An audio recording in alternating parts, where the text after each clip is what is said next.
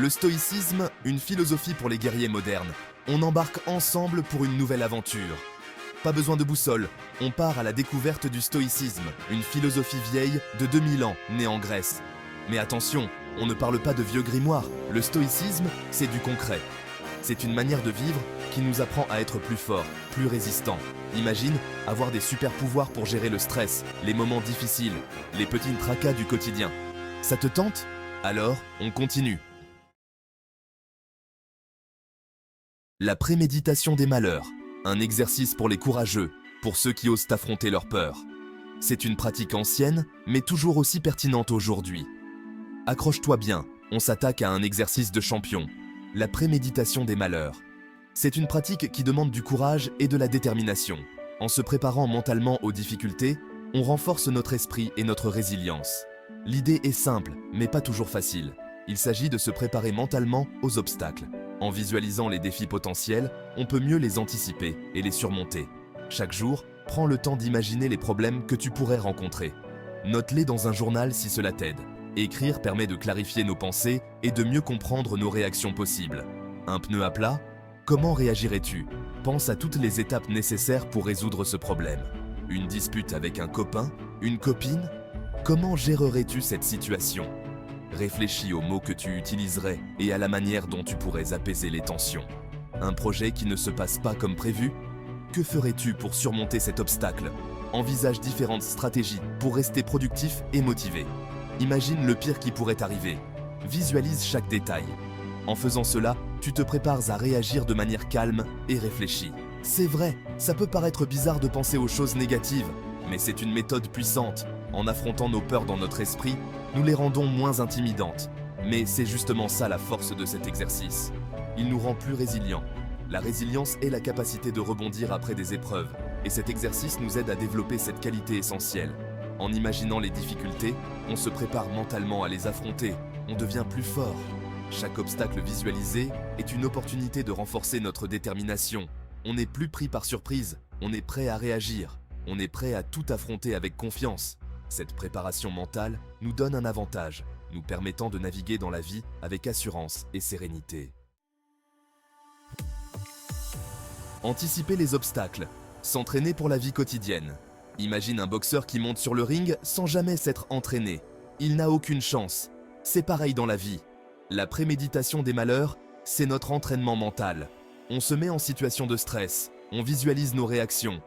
Prenons un exemple. Ta voiture tombe en panne sur la route. Tu es en retard pour un rendez-vous super important. Le stress monte, tu sens la panique arriver. Mais si tu as déjà imaginé cette situation, tu gardes ton calme. Tu sais quoi faire. Tu as un plan. Maîtriser ses émotions, le pouvoir de la préparation mentale. C'est une compétence essentielle pour naviguer dans la vie moderne. Dans un monde où tout va vite, où les pressions sont constantes, savoir gérer son mental devient une force inestimable. Le stoïcisme nous apprend que le bonheur ne dépend pas de ce qui nous arrive de l'extérieur, mais de notre perception et de notre réaction. Cette philosophie ancienne nous rappelle que nous avons le pouvoir de choisir notre réponse face aux événements. Il dépend de comment on réagit à ce qui nous arrive. En cultivant une attitude positive, on peut transformer les défis en opportunités. Chaque obstacle devient une chance de grandir, d'apprendre et de se renforcer. La préméditation des malheurs nous aide à prendre du recul et à voir les choses sous un autre angle. En imaginant les pires scénarios, on se prépare mentalement à les affronter, réduisant ainsi leur impact émotionnel. On réalise que les problèmes font partie de la vie et qu'ils sont inévitables. Plutôt que de les craindre, on apprend à les anticiper et à les accepter comme des étapes nécessaires de notre parcours. On apprend à les accepter, à ne pas se laisser déborder par nos émotions et à trouver des solutions constructives. La méditation, la pleine conscience et les exercices de respiration sont des outils puissants pour renforcer notre résilience mentale. En anticipant les difficultés, on devient plus résistant et mieux préparé à les affronter. La préparation mentale nous permet de rester concentrés et déterminés, même face aux défis les plus ardus.